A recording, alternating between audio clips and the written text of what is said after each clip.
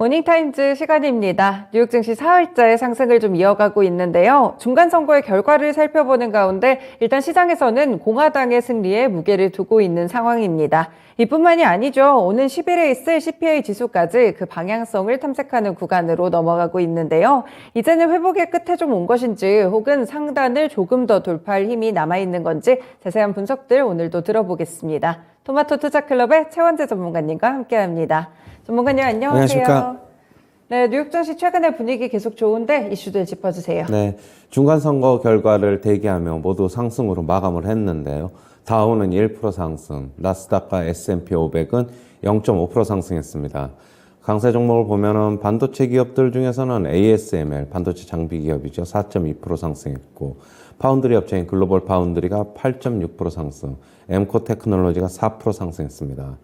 태양광 업체들도 강세를 나타냈는데요. 썬파워가 호실적을 발표하면서 10.8% 상승했는데 주당 순이익 EPS가 13센트를 기록했습니다. 시장 예상치는 8센트였습니다. 그리고 역시 태양광 업체인 솔라이치 테크놀로지가 19% 상승, 썬런이 4.4% 상승했습니다. 페이팔이 4.5% 상승했고요. 알루미늄 기업인 알코아가 4% 상승, 그다음에 제약바이오 업체인 암젠이 5.5% 상승했고, 소프트웨어 업체들 주식 중에서는 줌인포 테크놀로지가 5% 상승, 포티넷이 5.7% 상승했습니다. 그다음에 리튬 관련 기업인 엘버말이 6.8% 상승했는데요. RBC 캐피탈 측에서는 목표가를 상향 조정했습니다. 371달러에서 380달러로 상향 조정했습니다. 그 다음에 모건스탠리 측에서는 공화당이 승리할 경우 시장은 일시적으로 상승할 가능성이 높다라고 얘기를 하고 있고요. 하지만 랠리의 지속은 어렵다라고 보고 있습니다. 그 다음에 웰스파고 측에서는 중간선거 시장 랠리를 기대한다라고 얘기를 하고 있는데요.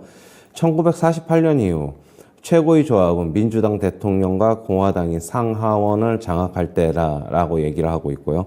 이런 경우는 1948년 이후 4차례 있었는데 2년간 약 41%의 수익률을 기록했다라고 얘기를 하고 있습니다. 그 다음에 찰스 슈왑 증권에서는 12월 통화 긴축 속도를 조절을 하면은 강력한 랠리가 나타날 수도 있다라고 얘기를 하고 있고요. 레리 서머스 전 미국 재무장관은 인플레이션을 통제하려면은 연준이 기준금리를 6% 이상으로 올려야 한다라고 얘기를 하고 있습니다. 현재는 임금과 상품 가격이 번갈아 오르는 사이클이 가동되고 있다라고 얘기를 하고 있습니다. 네, 확실히 중간선거 관련된 코멘트들이 상당히 좀 많이 나오고 있고 시장의 중요한 이슈들 하나씩 짚어보겠습니다. 일단 장중에는 시장이 살짝 밀리기도 하고 변동성이 나왔는데 이유는 뭔가요? 일단은 지금 중간선거 결과가 아직 대기 중이고 네. 그거에 따라서 일시적으로 차익 매물 좀 나온 것으로도 보고 있고요. 여전히 저는 중간선거 결과는 어떻게 나오든지 시장 영향력은 이제 공화당이 만약에 네. 예정대로 예상대로 승리한다고 하더라도 시장은 장중에 상승하더라도 결국에는 하락할 것이다 저는 보고 있습니다. 아니면 보합권까지 좀 밀린다든지 그렇게 보고 있어요. 네, 어제 좀 많이 대체적으로 반영을 이미 해가는 과정이었다라고 말씀을 주셨는데 비슷하게 의견 주시고요. 이 모건 스탠리 측 의견처럼 지금 이제 말씀 주신 대로 공화당 승리 쪽으로 시장이 기울어져 있는데 사실 민주당이 상하원을 다 차지하는 변수가 아닌 이상은 지수에 큰 변수는 없겠죠. 네, 만약에 민주당이 상하원 다 차지하게 된다면 시장은 조금 안 좋은 쪽으로 네. 방향을 좀 틀 것이다. 저는 그렇게 보고 있고요. 일단은 공화당 승리에 지금 배팅을 하고 있는 것으로 좀 보고 있어요. 예. 그렇군요. 민주당이 승리를 했을 때는 여러 가지 규제라든지 이런 부분들이 또 나올 수가 있기 때문에 일단은 시장이 공화당 쪽에서 기울며 상승을 했다는 점까지 함께 파악을 좀 해봤습니다. 웰스파고 쪽 의견을 보면 중간선거 이후에 주식시장의 랠리가 좀 기대가 된다는데 어떤 랠리가 펼쳐질 수 있다는 건가요? 아까도 얘기했듯이 1948년 이후에 민주당 대통령과 공화당 상원, 하원 모두 장악할 때가 이제 4차례 있었는데 네. 그때가 수익률이 최고 좋았다라고 얘기하고 있고 2년간 약 41%의 수익률을 기록했다라고 얘기를 하고 있습니다. 이게 실제 정책적인 부분이랑 수익률이 연관성이 확실히 있는 건가요? 그런데 이게 인플레이션일 때도 좀 봐야 되는데 네. 만약에 그렇다고 본다면은 요번에는 좀 이렇게 나타나기가 힘들지 않을까 개인적으로는 좀 그렇게 보고 있어요. 네, 웰스파고 측 의견도 조금 참고를 해보시면 좋을 것 같습니다. CPI 얘기도 조금 해봐야 될 것 같은데 지금 예상치가 7.9% 정도로 나오고 있더라고요. 혹시나 이 예상치보다 조금 낮게 나온다면 지수가 크게 튀어오를 가능성도 있나요? 만약에 그렇다고 본다면은 조금 뭐 상승할 수는 있다라고 보고 있고, 만약에 안 좋은 쪽으로 뭐 컨센서스 상회한다 네. 나오면은 지수는 상당 부분 좀 충격을 받지 않을까 그렇게 보고 있고요. 일단 조금 CPI 발표 앞두고 관망하는 게 좀 좋아 보인다. 저는 그렇게 보고 있어요. 중간선거 결과도 있고 불투명한 게 지금 연속적으로 좀 대기하고 있다라고 보고 있습니다. 네, 이슈들이 아직 결론이 다 나지 않은 상태이기 때문에 CPI 지수 그리고 중간선거 결과까지 조금 다 지켜보신 다음에 투자에 대한 포인트를 조금 더 살려보시면 어떨까 이런 생각이 좀 듭니다. 네, 찰스 슈왑 측에서는 지금 보니까 12월에 통화긴축 속도를 조금 조절을 했을 때 랠리가 나올 수 있다고 하는데 지금 12월에 빅스텝이 예상되고 네, 있지 않나요? 네. 그럼 뭐 이쪽에선 베이비 스텝을 의미하는 건가요? 아니요. 빅스텝만 나와도 네. 시장 참가자들의 투자 심리가 뭐 상당히 좋아질 수 있다. 뭐 그런 의견이에요. 그렇다고 본다면은 통화 긴축 속도를 조절하게 되면은 시장은 뭐 산타 랠리, 연말 강력한 랠리 나올 수 있다라고 보고 있습니다.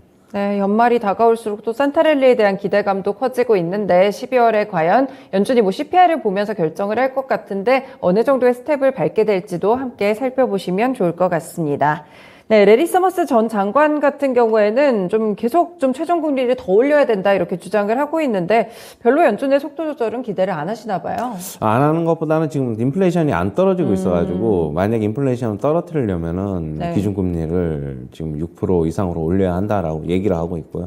지금 인근 가격하고 상품 가격이 번갈아 가면서 같이 오르는 이제 사이클에 접어들어가지고 인플레이션 뭐 쉽게 뭐 6% 이상으로 그러니까 기준금리를 6% 이상으로 올리지 않으면은 인플레이션 쉽게 떨어지기 힘들다라고 지금 얘기를 하고 있습니다. 지금 연준의 최종 금리 예상치가 대략 한 5.5% 정도 될까요? 5%, 뭐 5.25%뭐 이렇게 지금 나타나고 있어요. 아이비들의 네, 지금 네. 예상치로는. 네, 글로벌 아이비들은 5% 초반 정도를 예측을 하고 있는데 과연 연준이 좀 어떻게 행동을 할지는 결국 CPI를 좀 살펴봐야겠죠. 네, 그건 맞습니다. 그리고 만약에 인플레이션이 안 잡히더라도 계속적으로 6%까지 올리는 것보다는 일단은 좀 한 1년 정도 동결한 다음에 네. 그 이후에 스탠스를 취하는 게 좀 맞지 않나 그렇게 보고 있어요. 네, 일단은 이런 의견도 있었다는 점까지 참고해 보시면 되겠습니다. 개별적인 종목도 볼게요. 엘버말 리튬 생산 기업인 것 같기도 한데 상당히 많이 올라왔더라고요. 맞아요. 더 올라갈 여지가 있는 건가요? 뭐 지금 계속적으로 주가 보면은 뭐 거의 뭐 신고가 네. 52주 신고가 쓰고 있고 지금 뭐 더 올라갈 수는 좀 더 있을 것이라고 보고 있어요. 일단은 뭐 차트상으로도 그렇고 하지만은 지금 얘기하는데 뭐 RBC 캐피탈 측에서는 목표 주가 상향한 게 리튬 수급이 여전히 매우 타이트해가지고 투자 매력이 높다라고 얘기를 하고 있는데 하지만 리튬 가격 같은 경우에 변동성이 좀 심해가지고 네. 급격히 변동하면은 위험도 좀 있다라고 얘기를 하고 있습니다. 네, 그렇군요. 최근에 이제 전기차 시장이 워낙 개화를 하다 보니까 배터리의 필수 소재인 리튬에 대한 주목도가 높아지고 있습니다. 사실 뭐 국내 시장에서도 금양 같은 종목들 리튬이랑 엮이면서 계속 신고가 랠리 펼쳤잖아요. 네. 뭐 관련 기업들은 어떻게 보시나요? 근데 그 금양을 꼭 이제 어떻게 보면 리튬 네. 관련 기업으로 엮었는데 이게 과연 관련이 있나? 얼마만큼 관련이 있나라는 것은 저는 조금 약간 뭐, 중립적으로 좀 보고 있고요. 네. 하지만 주가 상당히 많이 올랐기 때문에 좀 주의해야 된다라고 보고 있고 지금에서 뭐, 추가적으로 랠리를 기대하면서 같이 산다는 건 신규 매수는 조금 어렵지 않나 그렇게 보고 있고요. 가지고 있는 분들은 여전히 조금 뭐 완전히 꺾일 때 보고 5일선 밑으로 내려가는 거 보고 매도해도 되지만은 신규 매수는 좀 부담스럽지 않나 그렇게 보고 있습니다. 네, 그렇군요. 일단은 좀 신고가 랠리를 경신하는 그런 리튬 관련 종목들도 있는데 조금 주의하면서 투자를 해보시는 것도 나쁘지 않을 것 같습니다.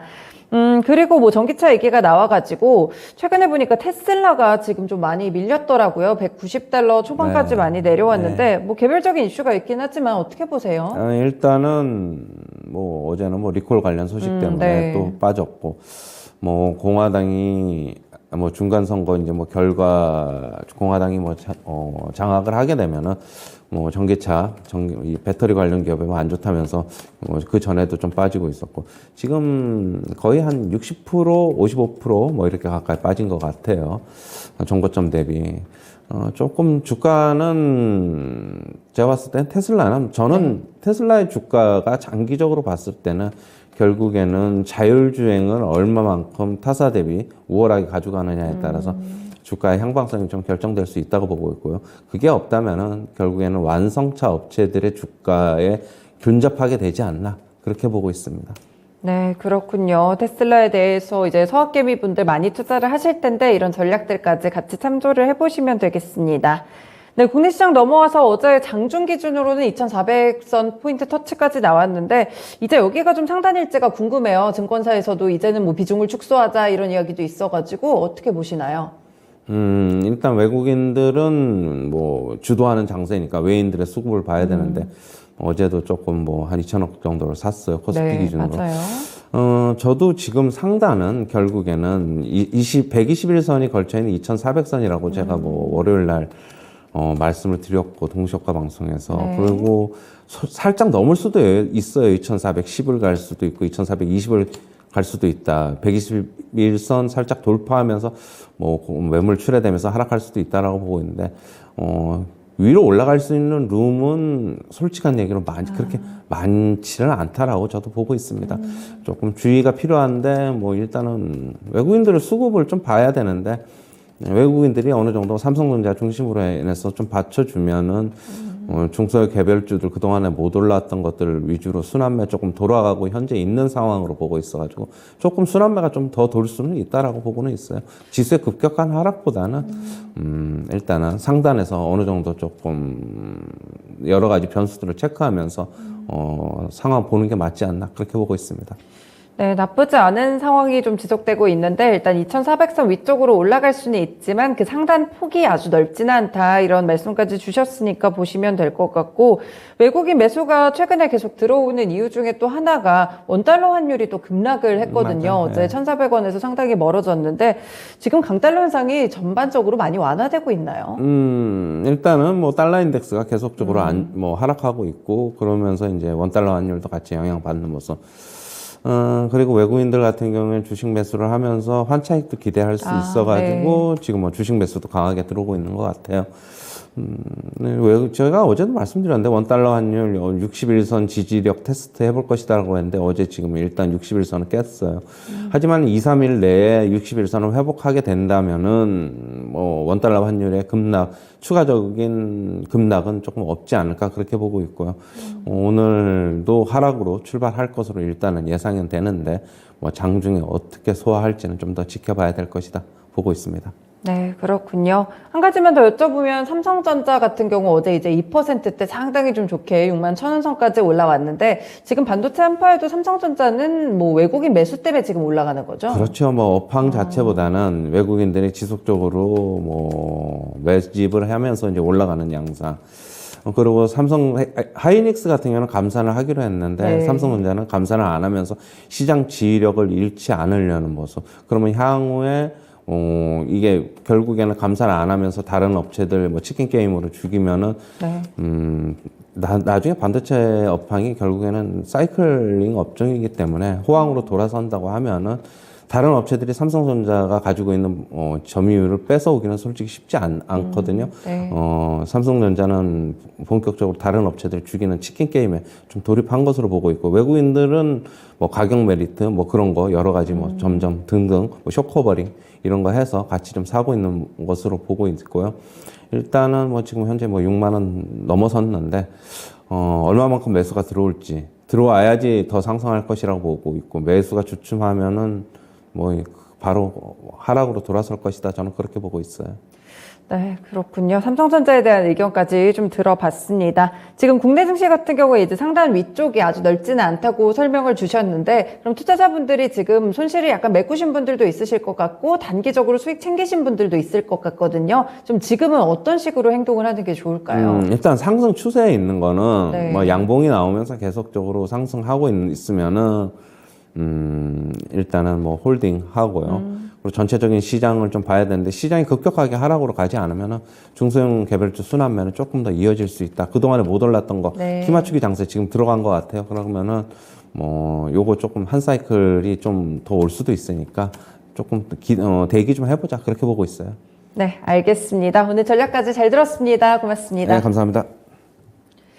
네, 뉴욕 증시도 국내 증시도 함께 좀 좋은 모습으로 올라가고 있습니다. 여러 종목들이 좀 튀고 있는데 일단은 대표적인 불확실성들이 몇 가지가 해소가 돼야겠죠. 중간선거 결과 일단은 공화당의 시장이 베팅을 하고 있는데 이 부분까지 확실하게 되는지 보셔야 될 것 같고 오는 10일에 CPI 발표까지 놓치면 안 되겠습니다. 지금까지 모닝타임즈 시간이었습니다.